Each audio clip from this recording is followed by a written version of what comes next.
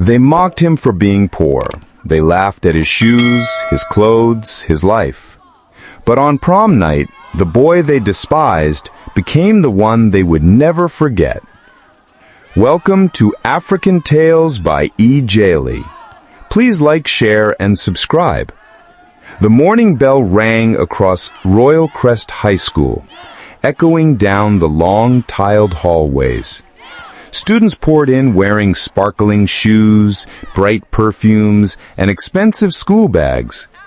But when Chinedu walked in, heads turned. His uniform was neat but faded from too many washings. His sandals were patched, and his school bag had a torn strap he had sewn himself with thread. From the corner of the classroom, a group of boys snickered. "Look at him," one whispered. "Did he pick that shirt from the dustbin?" "No wonder he never talks to girls," another added with a mocking laugh. Even the girls joined. "See those shoes, Chinedu. Are you going to prom night or to farm work?" The laughter burned into his ears like fire.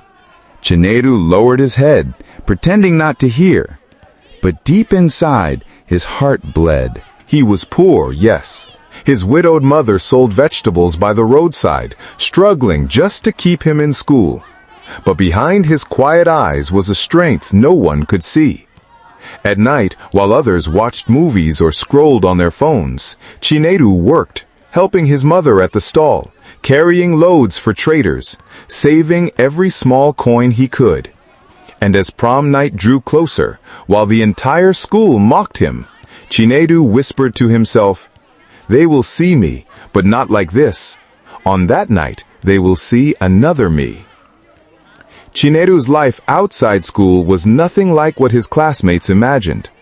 Every evening after classes, while others went home to eat and rest, Chinedu hurried to the roadside stall where his mother sold vegetables. Their stall was small, just a wooden table under a broken umbrella, but it was their only source of survival. "Chinedu, my son," she would whisper, her eyes tired but loving. "Don't let what those children say break you. The child of a poor woman can still shine if he works hard." Her words kept him going. Some nights, Chinedu carried heavy baskets for traders, earning just a few coins. Other nights, he washed cars or helped people at the motor park. Every naira he earned, he saved secretly in a rusted tin under his bed. Meanwhile, his classmates prepared for prom night in a different way, buying new clothes, showing off fancy shoes, and bragging about who they would go with. They never knew that Chinedu too had a plan. A quiet plan. A secret plan. One that would shock them all. The day of the long-awaited prom drew closer. Excitement filled the school halls like electricity. Girls whispered about who would be crowned queen. Boys boasted about their expensive suits. But whenever Chinedu passed, the laughter continued. "Prom night is not for you, village boy. Better stay at home unless you want to wear your mother's wrapper."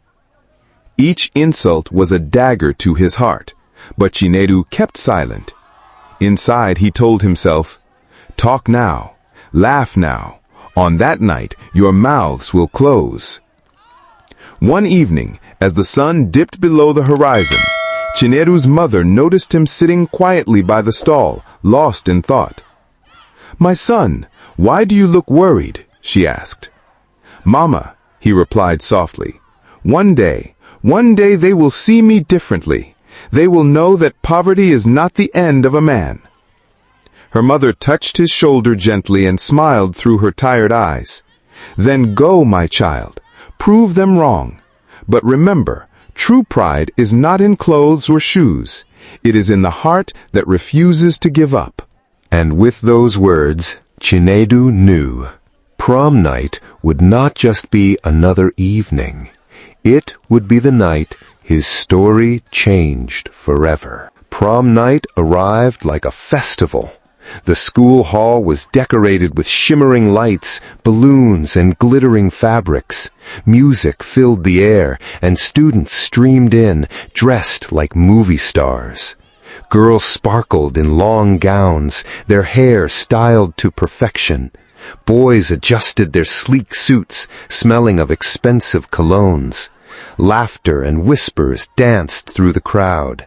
But as the doors opened wider, silence fell for a moment. A figure walked in. It was Chinedu. No longer in patched sandals, no longer in a faded shirt.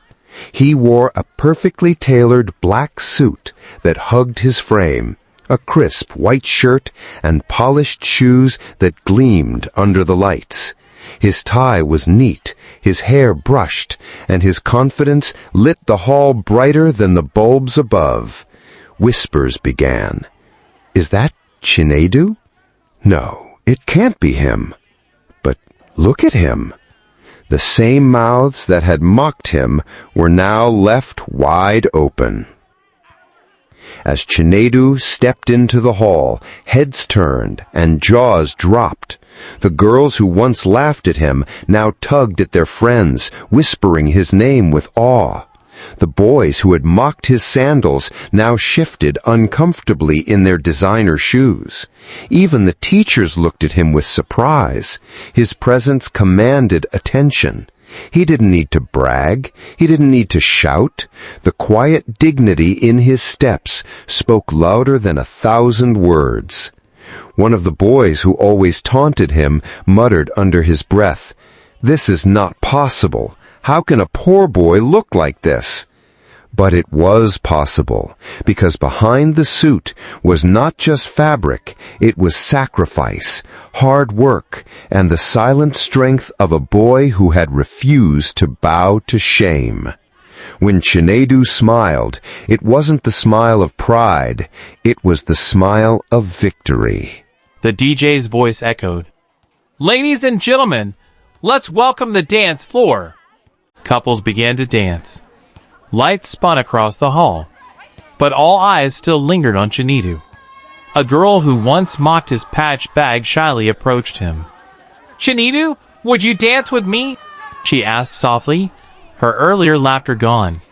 For a moment, he remembered every insult, every mockery, every tear he had hidden. But instead of bitterness, he offered his hand. Because tonight was not about revenge. It was about showing the world that the poor boy they laughed at had found his worth. As he led her to the dance floor, whispers filled the hall again. This time, not of mockery, but of respect. Not everyone was happy about Chinedu's transformation. In one corner of the hall, Ibuka, the wealthy class prefect, clenched his fists. He had always been the star of Royal Crest High, rich, popular, and admired by all. But tonight, his spotlight was stolen. As girls whispered about Chinedu, Ibuka's pride burned like fire. "How dare a poor boy steal attention from me?" he muttered. "I will put him back in his place." Jealousy crept into his veins, and as the music played, he plotted. As Chinedu danced gracefully with his partner, Ibuka swaggered toward him with his gang of friends. "Nice suit," Ibuka sneered, clapping mockingly. "Tell us, Chinedu, which garbage dump did you find it in? Or did you rent it for tonight?" Laughter erupted from his followers, but the crowd around grew silent, waiting to see Chinedu's reaction. For a moment, Chinedu felt the old sting of shame. But then he raised his head, eyes steady. "I didn't rent it. I worked for it. Every stitch you see is paid for by sweat. That's something money from your father's pocket cannot buy." The crowd gasped. Some clapped, others nodded. For the first time, Ibuka's words failed to break him. The music stopped suddenly as the lights dimmed. The principal walked onto the stage holding a golden envelope. "Ladies and gentlemen," his voice boomed, "tonight we crown our prom king and queen." Whispers filled the hall again. Everyone expected Ibuka to win. After all, he was the richest and most popular. But the mood of the crowd had shifted. Eyes were on Chinedu. The principal poured the envelope slowly. And the winner is... The hall held its breath. Ebuka smirked, already stepping forward. Is Chinedu Okafar. The crowd erupted in cheers. Girls screamed, boys clapped, teachers smiled. Chinedu stood frozen, unable to believe it. When the event ended, students spilled outside, chatting excitedly about Chinedu's victory. Some girls who once laughed at him now tried to take pictures with him. Boys who ignored him before gave him handshakes. But Chinedu's heart was humble. He only thought of one person, his mother. He couldn't wait to rush home and tell her how the world finally saw him differently. As he stepped outside, though, he felt a hand grip his shoulder. It was Ebuka. "Enjoy your crown while it lasts," Ebuka whispered dangerously. "Because after tonight, you'll wish you never wore it." Chinedu's smile faded. He knew this wasn't just empty talk. The following week in school, whispers spread like wildfire. Rumors about Chinedu, ugly rumors, began to surface. "Did you hear? He stole money to buy that suit. No wonder he never talks. He's hiding things. Someone said he isn't even supposed to be in this school. His mother faked his records." Chinedu's heart sank as the words reached him. He knew where they were coming from. Ebuka. But instead of fighting back with anger, he clenched his fists and told himself, "Truth is stronger than lies. Let them talk. The truth will speak one day." Still, the pain of being dragged down just when he had risen burned like hot coal. Chinedu was about to face the hardest test of all, proving that honor cannot be destroyed by envy. Ebuka was not satisfied with rumors alone. His pride had been wounded too deeply. So, one Friday afternoon, when the school was nearly empty, he planted something dangerous in Chinedu's locker, a stolen wristwatch belonging to a teacher. By Monday morning, chaos erupted. "Who would steal from a teacher?" the students murmured. The principal's voice thundered in the assembly ground. "We found the missing watch in Chinedu's locker." Gasps filled the air. All eyes turned on him. Some students who once cheered now whispered against him. Chinedu's chest tightened. His lips trembled. He wanted to scream his innocence, but words failed him. Ebuka stood in the crowd, smiling to himself. The trap had worked. The humiliation was unbearable. Chinedu was suspended for a week, pending investigation. As he walked out of school with his mother by his side, he felt the heavy sting of shame. Some classmates mocked him openly. "We told you! The poor boy is also a thief! Prom night was just a disguise! This is the real him!" Chinedu's mother held his hand tightly. "Don't cry, my son," she whispered, though her own eyes were wet. "When truth hides, it is only preparing to come out stronger." At home, Chinedu sat on his small wooden bed, staring at the tin box where he kept his hard-earned savings. Every coin reminded him of nights of sweat, not theft. He clenched his fists. "I will not let lies define me. I will fight, not with fists, but with truth." During his suspension, something unexpected happened. One of Ebuka's close friends, Ijele, couldn't sleep. The guilt of the setup weighed on him. He had been there when Ebuka planted the watch. At first, he laughed, but now the image of Chinedu's tearful eyes haunted him. Finally, Ijele broke. He went to the principal's office and confessed everything. "Sir, it was not Chinedu. Ebuka planted the watch. I saw it with my eyes." The truth spread quickly. Shock rippled through the school. Teachers called for a meeting. Students whispered in disbelief, and Ebuka's name began to stain. When Chinedu returned to school, the silence that once mocked him now carried respect, mixed with guilt. Even those who laughed before lowered their eyes. And for the first time, Ebuka's throne of pride began to shake. The assembly ground was filled to the brim. Teachers, students, and even parents had gathered. The principal stood tall, his face stern. "Truth," he declared, "may be delayed, but it cannot be buried." Then, with a firm voice, he announced, "Chinedu is innocent. The watch was planted in his locker by none other than Ibuka." Gasps of disbelief shook the crowd. Some students clutched their mouths, others shook their heads. Ibuka's arrogance melted into shame. His father's wealth could not cover this disgrace. As for Chinedu, the applause that followed was thunderous. Students chanted his name, not out of pity, but out of admiration. From that day, the poor boy who once walked with his head down now walked tall. Ibuka's world began to crumble. His friends abandoned him, his respect in school dissolved, and his family's name dragged through whispers. One afternoon, his own father stormed into the school, his face like a storm cloud. "You have shamed this family," he roared. "Do you think wealth means you can destroy another's future?" For the first time, Ibuka's proud eyes filled with tears. But the damage was done. His throne of popularity was gone. Meanwhile, Chinedu's star continued to shine. Teachers praised his resilience. Students wanted to be his friend. Some even came to him in tears, apologizing for mocking his poverty. Yet through it all, Chinedu remained humble. He often said quietly, "It was never about proving them wrong. It was about proving to myself that I could rise." Just when it seemed the story had reached its peak, fate had another twist. One afternoon, after classes, a black car pulled up outside the school. Out stepped a well-dressed man in a gray suit with a gentle smile. He walked straight to Chinedu. "Are you Chinedu Okafor?"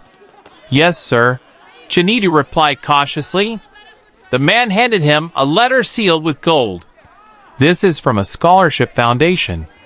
Someone nominated you after hearing your story." Chinedu's eyes widened as he tore the envelope open. It was an offer, a full scholarship to study in one of the best schools in the state, with everything paid for. His knees almost gave way. His eyes filled with tears. Mama was right, he whispered to himself. Truth and hard work are never wasted. And as he held the letter close, the hall of mockery in his memory faded, replaced by the sound of destiny calling his name. That evening, Chinedu rushed home with the scholarship letter clutched tightly in his hand. His mother was arranging vegetables at their small stall when he appeared, his face glowing with joy. "Mama!" he shouted, breathless. "Your son has been chosen. I have a scholarship." The letter trembled in her hands as she read it. Tears rolled down her cheeks, dripping onto the vegetables she had struggled to sell.